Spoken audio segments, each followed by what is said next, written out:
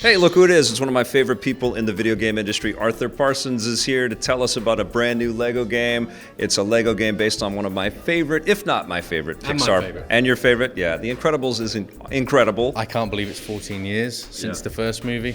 And I think anyone that's got an affinity with The Incredibles is going to love what they get to play, because you get to see all the characters that you know and love, all the characters that you will know and love after you've seen the second movie, and a great hub experience. All of our kind of, I guess, learnings from the superhero games, the Fusion team have kind of applied to The Incredibles. So they feel, I hate keep saying the word incredible, but yeah, they feel incredible, amazing, astounding, astonishing. There's 100 amazing characters from the two Incredibles movies. A couple of characters we also created in conjunction with Pixar, a couple of original characters. So your team built them and worked with Pixar? That's cool. Yeah, absolutely. Yeah. You know, what could be better for our character artists than working with them? And then there's 13, which is a magical number, because those are kind of Easter egg characters that might be from other Pixar movies, maybe, but people will have to wait and see and find out when they play. We're teaming characters up for the first time. So, you know, Helen Parr, Mrs. Incredible, she can kind of stretch into crazy places. She can stretch, she becomes a ladder. It's kind of weird.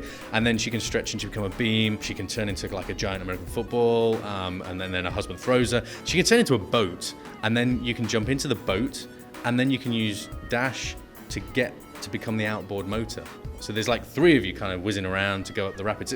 It's cool, but it's all from those learnings of previous games. And I think the team at Fusion have done an awesome job of delivering an experience that looks and feels and sounds like the movies. How does the gameplay differ from the Marvel and the DC experiences that you've done? You've done amazing jobs with those superhero rosters, but how is this family and this dynamic different from those games? It's more bringing that family unit together and having the interplay between a husband and a wife, and like a quirky, teenage daughter. Right. So that kind of humorous side of family life. That realistic domestic kind of deal.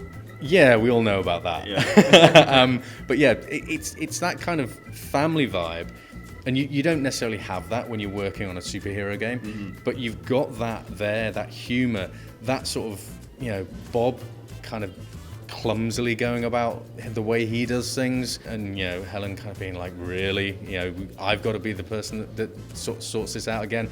Dash just eager to, jump straight into the action. But we've never combined characters so much before. Yeah. And I think, we've got family builds where you have up to 4 characters like building at the same time to create awesome big things, structures that you can then use to either progress in a level, or sometimes those things might be linked to the 13 magic characters. So there's just loads of cool, exciting things. And I think it's just a really slick, polished, great experience, best played with 2 people, I would say. You've worked with Pixar in the past while at TT Games, but so much has happened for both of your companies, and I'm wondering, what it was like to revisit the studio, because they must be fans of Lego games over there like crazy. Yeah, and that's nice. It's a nice thing when people say, "Oh yeah, we love your games." It's like, well, we kind of love your movies. So yeah, it's really exciting going. I visited the other day. I hadn't been there for a long time, 16 years. Yeah. When we were working on Finding Nemo was the last time I'd gone. I didn't recognize the place, obviously. They've got big, shiny new offices just like us. But it's so amazing. Like, I went to the restroom and it was Bob instead of a man on the door in the restroom. And then I went to a different restroom later in the day, not straight away, later in the day. And that was a Woody. And I was like, this is cool. And went near the lifts and there was a giant Sully. And so I was just walking around taking selfies. People in the past have said that Lego games are a kind of gaming's version of Pixar movies, because they're aimed at kids, but there's humor at various levels, entertainment at various levels. And I think then to be able to actually deliver a Lego game that's a Pixar movie, what could work better? Did you get feedback all the way along the way from Pixar people? And is it just the specific licensing people at Pixar, or do you hear from animators or Brad Bird or other people involved in the creation of the film? It's everyone. Everyone top to bottom. So when our characters, because we the team back in Wilmslow designed a few original characters. Yeah. Well, they go straight to the Pixar character design team, Cool. who will then look, oh, actually, we'd maybe do this, or we'd do this, or have you thought about this? So there's a real creative buzz there.